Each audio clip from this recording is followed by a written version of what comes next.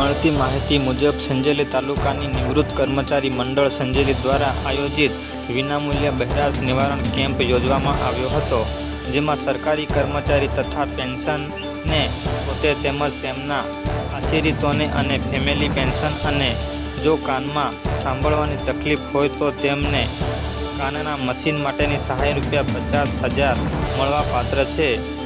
અગાઉ ખરીદેલ machine update અને repair પણ કરી આપવામાં આવ્યા હતા. કાનના મશીન સલાહકાર નિખિલ પટેલ ડોક્ટર કાર્યવાહી તપાસ અને કાર્યવાહી હાથ ધરવામાં આવી હતી.